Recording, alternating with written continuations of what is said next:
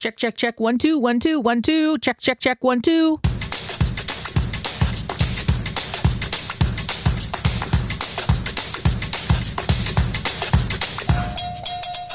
Welcome, everybody, to Tater's Big Show Hangover. You're here for one more round, and I am happy about it. This episode's dropping on Tuesday, Cinco de Mayo. You may be listening right now, getting ready to go party for Cinco de Mayo. You may be listening 3 days from Tuesday and maybe still recovering from Cinco de Mayo. Cinco de Mayo.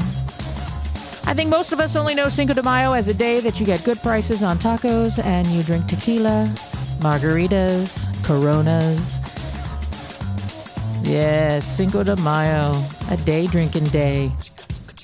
So I hope you had fun or having fun. It's also National Teacher Appreciation Day, National Astronaut Day, and National Hoagie Sandwich Day, all of which have nothing to do with Cinco de Mayo. So now that I got your social calendar fixed, need to thank our teachers. Appreciate y'all. A lot of teachers walked out last week on Friday, especially in North Carolina.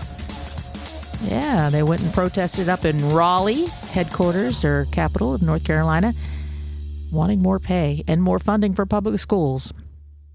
I know that we give it. It's in my taxes. I see the line. I just don't know what the state does with it. Isn't that for all states? You give your taxes and you have no idea if it's actually going where they say it's going to go. What is that noise in my microphone? I'm not doing it. Barry! He's not here. Oh, well. We'll get through it. You guys have been fantastic in the comments. I have to really say thank you to that. Let's get to our first one. Larry Easler. Hello, Mr. Larry. He said, great show as usual. Thank you. He was commenting on episode 16. He says, every one of your shows makes me think back to some of the earlier characters that have faded, but hopefully not into oblivion. For example, one that always gives me the giggles, as silly as it was Lipless. Lipless. That was a funny one. I don't think I was in the studio when they developed Lipless, but Lipless is the character whose lips don't touch when he talks. Hence the name, Lipless. Hey, what do you think about that? We all started imitating Lipless, but the original Limpless, well, that would have been a different character. Limpless. I digress. Lipless. For all of you who've been wondering who the characters were and who did what, Mr. John Boy performed Lipless. His creation and Billy's writing brought that character to life. And I think one of my favorites was Lipless in Seattle. That is when Lipless starred in a movie, a takeoff from Sleepless in Seattle. Here is Lipless in Seattle. Revco Embassy Pictures presents the year's most unusual romantic comedy. Lucille DePesto and Lipless star in the story of a long-distance love affair that can't quite seem to get off the ground. Lipless in Seattle. I love you. I'm sorry, what did you say? I love you. What? I love you. I really love you. You what? I love you. It'll be an affair to remember, if they can ever get together in the first place. Meet me at the Space Needle. The what? Meet me at the Space Needle. I have no idea what you're saying. The Space Needle. The Space Needle. Every horny thing I've heard of in town. Who's it? Sweetie. What? Honey. What? Are you okay? What? Sugar huggy, argy. What? Lady. What? What's the matter with you? Hey, are you there? What? Hey, you hearing? What? Lipless in Seattle from Revco Embassy, rated PG. Now, what do you think about that? How can he talk about everything you want to talk about, and you can't talk when he lives don't talk when he talks. And he lives don't talk, and you gotta have your list talk. See, that's why they didn't have me doing it.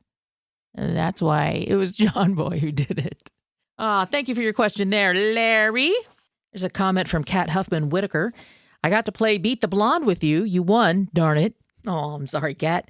But when I said I am a blonde too, you said you won because you had just had your blonde renewed. I still laugh whenever I think of that. You are hilarious, and I so enjoy your podcast. Thank you, Kat. Yeah, whenever that Beat the Blonde, when I won it, yeah, I did say that to you. I remember that. I remember that. I had just gotten my highlights done. Unfair advantage to you, Kat. Unfair advantage. The fake blondes should not have to play against the real blondes. Lisa Cheek Lawson wrote, one of the funniest things I ever heard on The Big Show is when a guest comedian was on with y'all, and they started talking about a news story where a man's privates had been found in a jar. I laughed so hard, and when it would replay, I would laugh every time like it was the first time I'd ever heard it. It would be great to hear it again. A local woman in Greenville County was cleaning up around the Washington Heights area, found what authorities believe was a severed human wee-wee. Here's another Bobbitt thing. I was afraid of this when the Bobbitt thing happened in all the press. It was going to become a fad. Yeah. Became a fad. Like the hula hoop. Yeah. so she finds like a severed, wee-wee in a peanut butter jar. Oh, this sounds like an industrial accident. There's some worker who's so numbed out in the assembly line, he doesn't even realize he lost it. That reminds me of the joke, joke about the pickle slicer. Yeah, they fired both of us. Yeah, a jar of peanut butter like that, you don't eat all at one time. Was it Peter Pan? Lieutenant Sam Simmons, spokesman for the Greenville County Sheriff's Office, said, Yuck! I ain't touching it. Get the boys from the lab. Yeah. Now, how many of you have handled this? You're going to make it very tough for me and the boys at the lab. Get fingerprints, you mean? Let's get the chalk outline guy. This should be good. Y'all hang around. Somebody called Dick Tracy.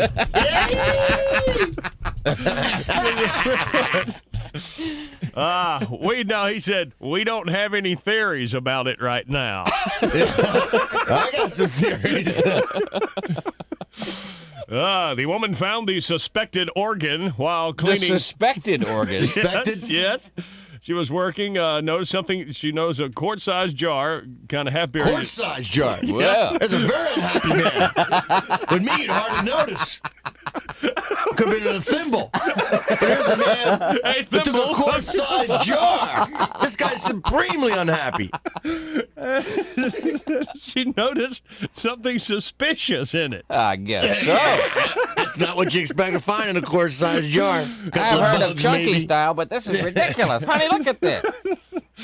Anyway, they took the suspected organ to Greenville Memorial Hospital. It was examined by a pathologist who said that's what it appeared to be. The thing is, under North Carolina statutes, they advertise in the paper for a month, and if there's nobody that comes to claim it, she gets to keep it.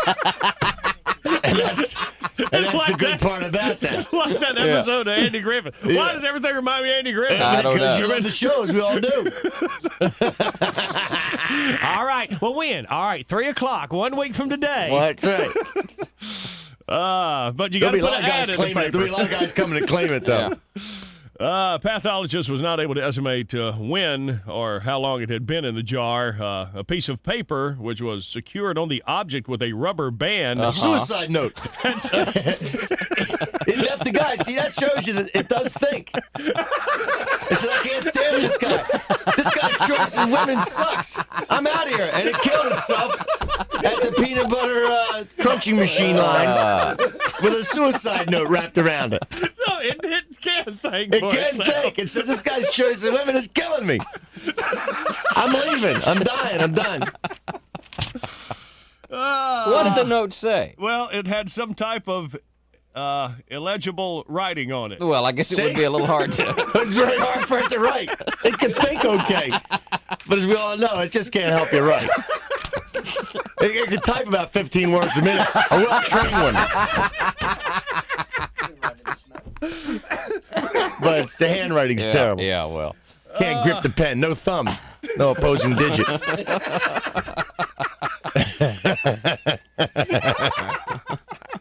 Everybody he's imagining trying to write now. There's some guy there go, oh, mine can ride real well. Yeah. In the snow doesn't count. And that's as far as we can take. In the snow doesn't count. The bad news is it's Hillary's handwriting. We've linked them up.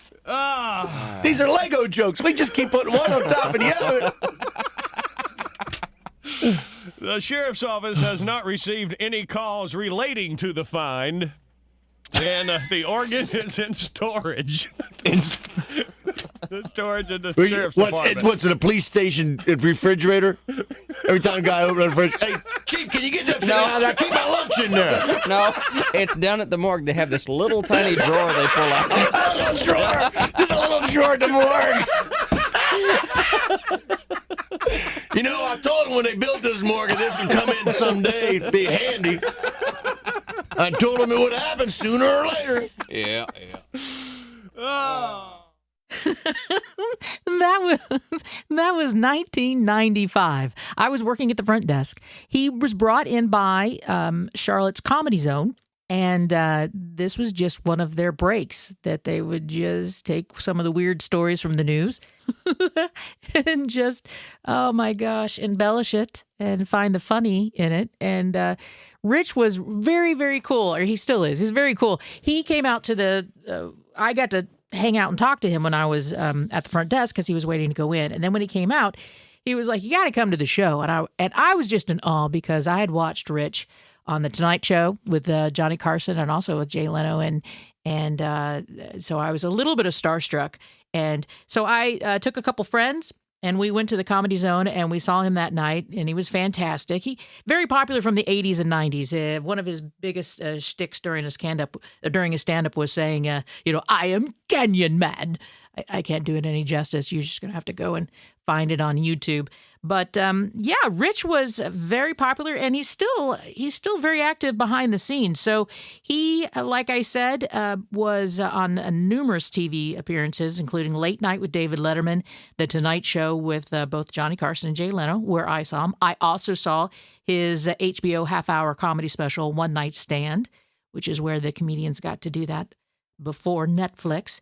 He played Al Bundy's co-worker on Married with Children, if you feel like he sounds familiar, and he made guest appearances on many other TV shows like Designing Women. He was there. He was also on Roseanne, which he was also a writer for. He wrote for Roseanne, The Jeff Foxworthy Show, and also HBO's The Mind of the Married Man. He also wrote material for Jeff Foxworthy's Grammy-nominated comedy albums, Totally Committed and Big Fun, and he wrote for Ron White. The other really cool thing about Rich Scheidner is after the show, so it was about an hour, hour and 15 minutes was his stint up there on stage. We had a meet and greet with him, and so we met up with him after the show, and it was interesting because the Comedy Zone was hosting a prom after party, which was, I don't know. I had never known about that, but he came out to the front where we were, and we were sitting there talking to him, and he said, you guys might mind hanging out? Because he explained to me, he was eating some pie too, and he explained to me, or to us, where he did some media, like he had done our show, and then, all in the afternoon, there's just killing time until he gets his time up on stage, which was around 9 o'clock. And he's like, you do that hour, and you've got this bigger adrenaline rush, and then it's over, and then now you're like pumped up. And nowhere to go and nothing to do. So we hung out and chatted with him for about an hour, let him decompress, tell us a bunch of stories. And of course, he was still on, he was still making us laugh. But that was a very good memory. And that was from 1995. So that was a very long time ago. I was just a baby. In 2010, he produced and performed in an award-winning documentary on the world of stand-up comedy titled I Am Comic. And he's currently writing a movie adaptation for HBO of Bill Maher's book, True Story. Rich Scheidner, spelled Shydner, for those of you who are going to go and look him up. He also has a book out, Kicking Through the Ashes, My Life as a Stand-Up in the 1980s Comedy Explosion. Let me just do that again because I think I kind of slurred through that. Kicking Through the Ashes, My Life as a Stand-Up in the 1980s Comedy Explosion. Moving on to another comment, and thank you, Lisa Cheeks Lawson, for the Rich Scheidner memory. Wade Clark writes, I'm just a fan. Well, that's everything to me, Wade. I'm just a fan who always enjoyed you and the gang on the morning show, and your laugh and all the skits made mornings bearable. Just wanted to say hi, Tater. Hey, Wade. Thank you so much for being here and following me over here to Podcast Land as I figure it all out. And you're not just a fan, you're very important. Thank you for your note. Matthew House Wiggins writes, you make my week by doing this. You make me smile, House. Also enjoyed Mr. Yakisoda in episode 16. Can you find the time when Mr. Yakisoda got surprised by his family on his birthday when he was caught in a precarious situation? I forgot about this one, House. I think I laughed a little during this one. I might have thought it was funny. So this one's for you, House. Mr. Yakisoda and his birthday party. Mr. Yakisoda has been wandering around this morning from corporate. Irie! Yes, sir, Mr. Yakisoda. Irie! What are you doing in here? Well, this is where we work. In the studio. No. Leary, what are you doing in here? Goodness, big show. Note to self. Actually caught John Boy working. All right, that's good thing. Look for star in east.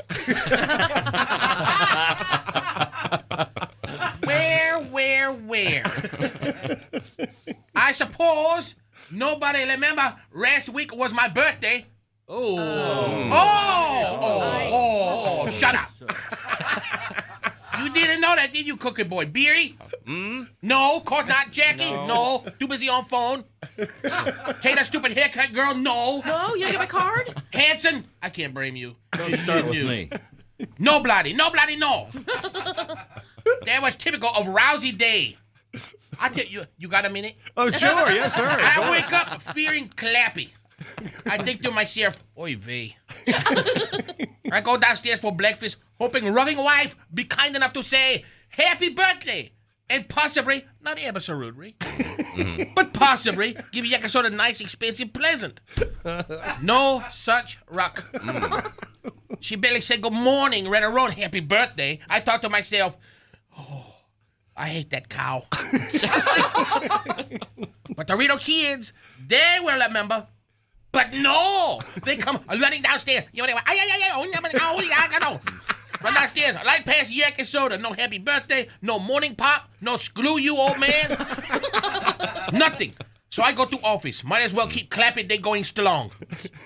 As I walk into office, I see only little thing make a Yakisoda happy. How was it? Babala. Oh, babala. She say, good morning, boss. And by the way, happy birthday. Oh! At last. Someone remember Yakisoda birthday. I feel better right away. And look how I have to find out from that dog blowing. So I slam away at desk till about 1 o'clock. Suddenly they knock at door. I do sound effect myself. Okay. And it's Babala. Looking hot. She said, you know, it's such a beautiful day outside. Why don't we go to lunch, just you and me, for your birthday? And I think to myself, Daddy, right. But I try not to overplay hand. You know what I mean, dear. You can't act too excited. So I say, oh, okay, let's go. Inside, I'm dancing high kicks in a little dress. So we go to lunch. And not chicky fingers and high-priced franchise dump. We go to quiet little bistro, have a private table. Ooh, that's nice. Daddy, right? Even more. We have 2 or 3 martinis each, and food is good. Very good. Not clap. On the way back to office, Babala say, you know, it's such a pretty day. We don't need to go straight back to office, do we? I say, ooh. I didn't really say, I would say that inside. Inside, I went, ooh. Outside, I'd say, well, of course not, Babala. What do you have in mind? She give me sly look and say, why don't we drop by my apartment? It's just around corner. I almost pee pants. But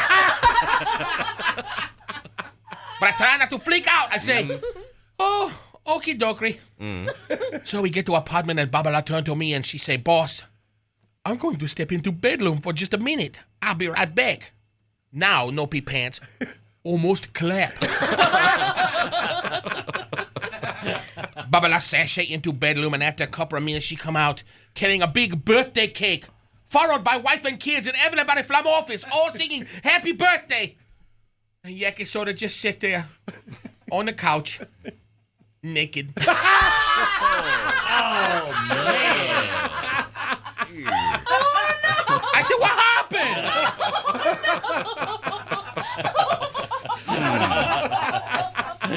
I have perfect way to handle it. I say, hello. Then I order Babala to finish washing and Yaki Soda's clothes. Memo to serve. Give Babala lays. All right, I gotta go back to work. It's not all pray time. Carry on. No explanation for Mr. Yaki Soda. He is who he is, and it was funny, and I'm going to laugh at it continually. I hope you enjoyed it. Thank you, Mr. House Wiggins. Wayne Miner wrote me. He said, I finally got to listen to the podcast. Thank you for the shout out on your podcast. And that was in episode 16. He followed this up by saying, my grandson couldn't believe it. Now he says, I'm famous.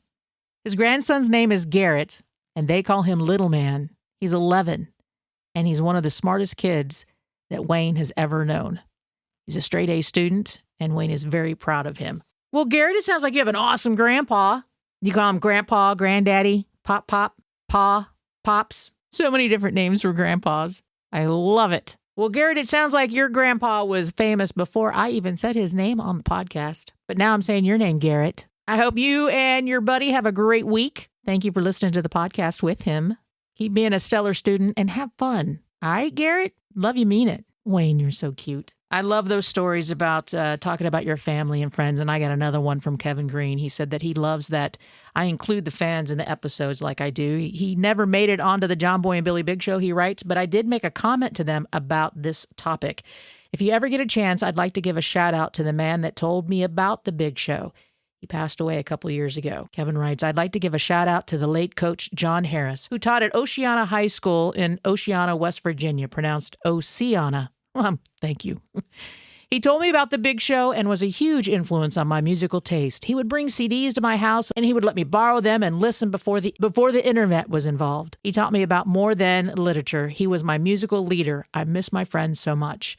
I gave a musical eulogy at his memorial service. I'm thankful for John Harris for teaching me so much. That is so amazing that you had a mentor like that, Kevin. Isn't it awesome how people in your life can make such an impact and change the flow of your river of life? Mr. Harris sounds like he was pretty cool. And thank you for letting me give you that shout out. Mike Martin, top fan, commenting from episode 16. He said, another great show. The backyard ball bit is great. This one is especially fun because when I heard it the first time, I was shocked that my name was in it. Guessing it was a relative of Mark Martin. Years ago, before Facebook, I sent in a list of British military reports that were really funny. And to my surprise, I woke up one morning to my clock radio going off, and the guys were reading it on the air and thanked me for sending it in. It was probably 30 years ago. It was a great honor to contribute in a very small way to a very big show. Guess what, Mr. Martin? I found it. British military writes OFRs, which are Officer Fitness Reports. Mm-hmm. The form used for Royal Navy and Marines fitness reports is the S-206, and the following are actual excerpts taken from people's 206s. Okay. You really don't understand this military jargon. What was General talking about? Since you were late this morning, was I going to give you article, what was it, 15? Article 15 or something like that. 15? Yeah. I don't know, General. As soon as I acted like, oh, yeah, Article 15, that's what I'm doing. Well, look that up with one of, maybe Sarge should call us. Yeah. Okay, anyway, so these are actual excerpts taken from people's 206s from officer fitness reports. Sure. Quote, his men would follow him anywhere, but only out of curiosity. And I guess some of these would probably be even better if you imagine a guy with a British accent saying it. Yeah. His men would follow him anywhere, but only out of curiosity. Yeah. You know, British got that sense of humor working there. Yeah. I'll do it in my British accent. Maybe that'll help. All right, okay. This officer is really not so much of a has-been, but more of a definitely won't be. Do right, you idiot. I sound like Inspector Fenwick. Yeah. When she opens her mouth, it seems that this is only to change whichever foot was previously in there. How about this one? He has carried out each and every one of his duties to his entire satisfaction.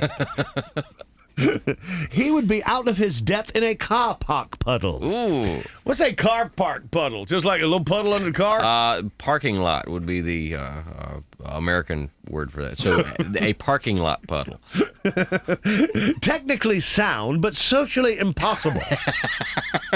Hey, some of these would fit me. Yeah. This officer reminds me very much of a gyroscope, always spinning around at a frantic pace, but not really going anywhere. This young lady has delusions of adequacy.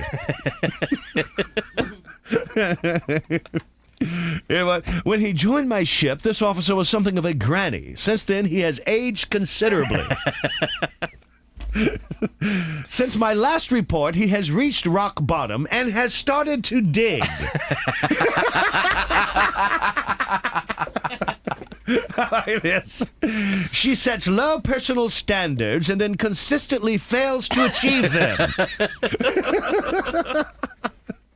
He has the wisdom of youth and the energy of old age. Ooh. This officer should go far, and the sooner he starts, the better. In my opinion, this pilot should not be authorized to fly below 250 feet. I don't get it. They don't want him to land? Is that the deal? Let's see. The only ship I would recommend this man for is citizenship. Well. Works well when under constant supervision and cornered like a rat in a trap. Hey, wait a minute. That looks like Randy's hand, right? Yeah. And finally, this man is depriving a village somewhere of an idiot. He fills a much-needed void. Thank you very much, Mike Martin. Appreciate that. Some funny stuff. And that's a big salute to all our officers across the Big Show listening area. I tell you, a lot of letters that were sent by the U.S. Postal Service were used. Before the internet, that was the only way they found out what was going on in other towns and other cities. And when you shared those stories with them, especially the very funny ones, yeah, they were going to show up in the show. Mike Martin. Anyway, moving on to a comment that was on Spotify from Mick Biscuit and Gravy. It's very hard to read it, so it's Mick Biscuits and Gravy. He wrote, Tater, what are your thoughts on doing a series of podcasts on all the people and guests from the show that we lost over the years? Keep up the good work. Well, Mick Biscuits, that is a very good idea. Let's do one now. How about Mr. James Gregory, the funniest man in America? He passed away on May 9th in 2024. So with his 2-year anniversary coming up, I think that would be a great way to showcase a guest that we had on in the past that we have since lost.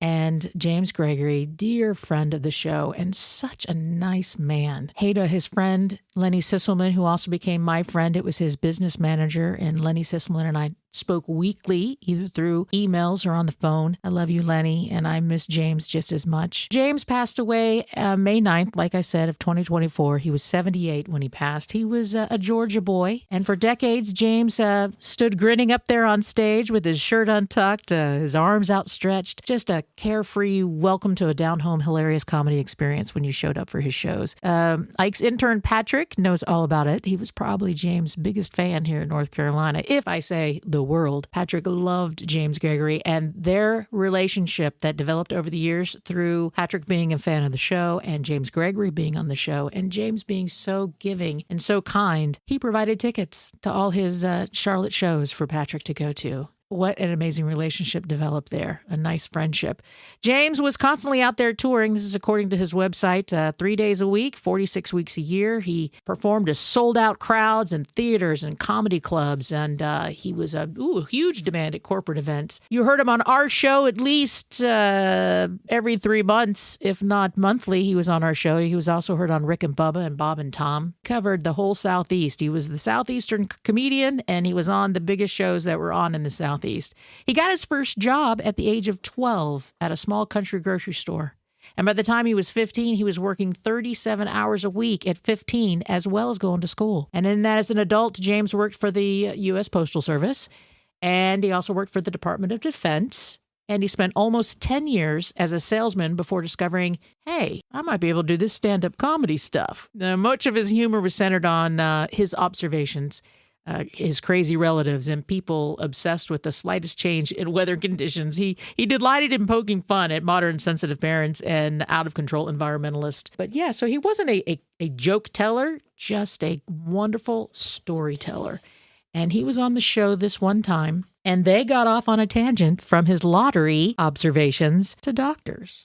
James. Yes, sir. Randy was all excited. You know, right before the big lottery drawing, everybody thinks they have a shot to win at it. You know? I believe it. I believe it. That's why I buy every week. I believe it. Well, see, I told him, you know, when you stand in line, you hear people talking about I'm going to buy me a Chevy with 2 steering wheels. I'm going to get me a big truck, a big house. I stand in line going, I'm going to make, if I can win this, I'm going to make John Boy's life a living hell. I'm going to hire people around the clock to annoy him. Well, see, I figure winning the lottery is the only way I'll ever have more money than John Boy. So, James, just tell me, somebody, one of the winners. Well, your listeners probably know this. It was in USA Today. And the guy was on TV live on his press conference. The big Powerball got up to $263 million. They had 2 winners. Right. They split that amount. And one of those winners were from Jefferson City, Missouri. He got 1/2 of $263 million. And for those of you who didn't finish high school, that's $131.5 million he got. Okay, and here's what he's going to do with his money. He's going to get him a tractor that's got good brakes on it. Wait, let me continue. Okay, let me continue, and keep the figure in mind. $130 million. His wife's going to get a new refrigerator. All right, please let me continue here. And here was their next line. And then if there's enough left. I think if there's enough left, maybe you should go to night school. You know?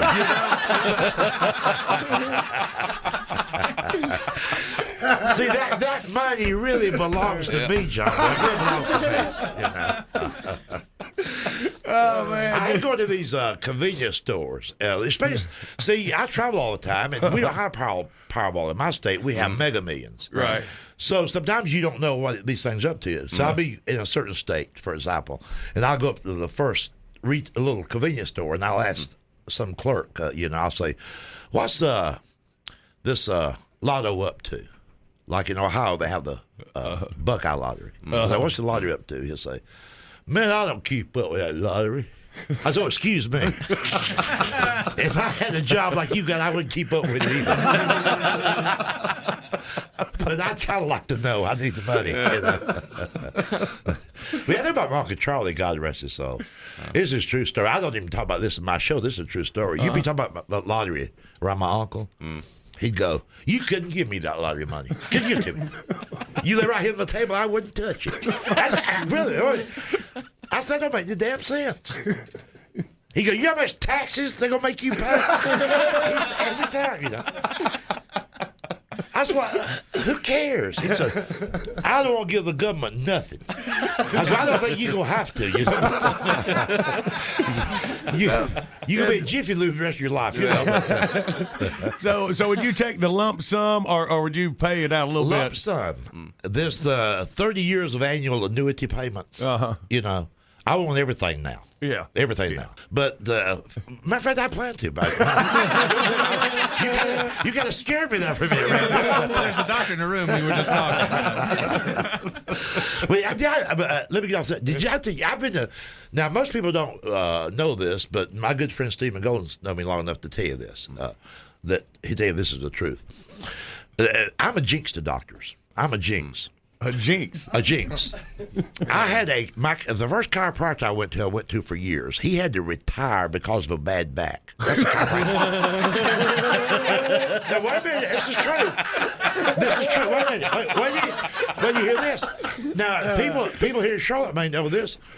My dermatologist. I'm a sun worshiper. I be out in the sun all the time. So once a year I go to a dermatologist. Right. All right. And my dermatologist was a Dr. Michener here in Charlotte. He died of skin cancer. True. Now, wait a minute. And listen, years ago, my best friend who still lives here, he and I used to be in business together a long time ago.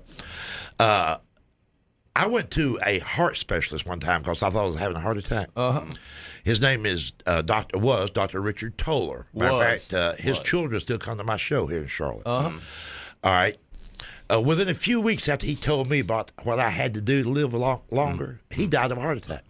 Wow. So that heart doctor died of a heart attack. A dermatologist died of skin cancer. A chiropractor had a bad back. I just don't mess with him. I just don't mess with him, you know. But, Who's your proctologist?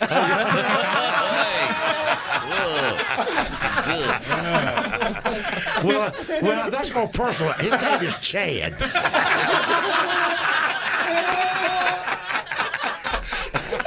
I don't know his last name.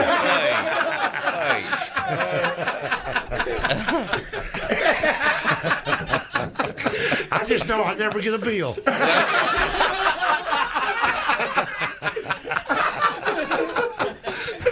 Oh, man. All right. All right, time out. Let's take a break here. James hanging out with us this morning. Right now, I'm going to tell you about, I don't know if this is a good time or not, Z-Max Micro Lubricant. Oh, my gosh, no. The guy from Z-Max is going, please move me to the next hour.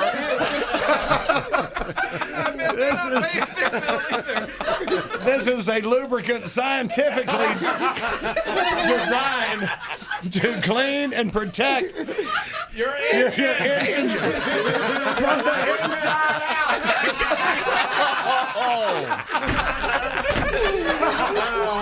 But the good news is no more sputtering and smoking. And they have the real people, real happy promotion. Tell your story about Z-Max, and you can be on a national TV commercial. Yeah, that sounds like a good idea right now. I don't know if you're going to top James's, but go to zmax.com.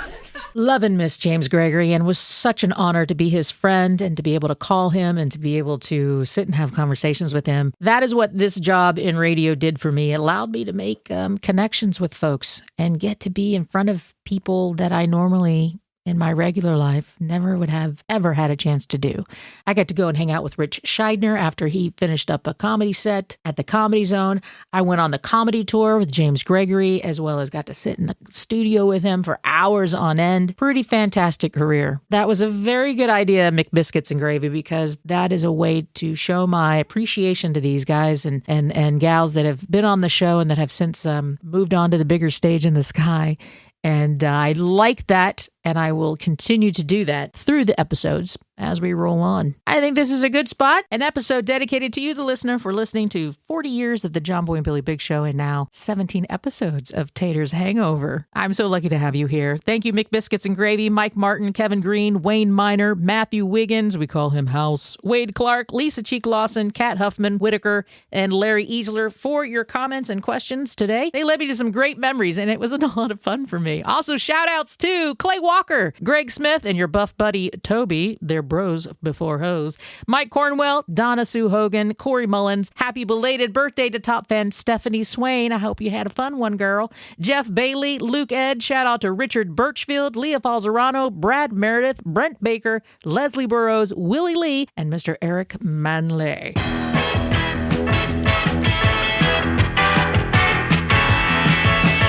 I also want to thank you, Barry, for fixing all my stuff. See, my microphone's not making that noise no more. The Outdoor Hands for being the first sponsor of Tater's Hangover. To my friends who have supported me since the beginning, and to my family for everything that you do and who you are in my life. To John Boy and Billy for allowing me to share their bits with all of you. They are available in the Bitbox for 99 cents at thebigshow.com. All right, you guys. Next week, episode 18. Happy Cinco de Mayo.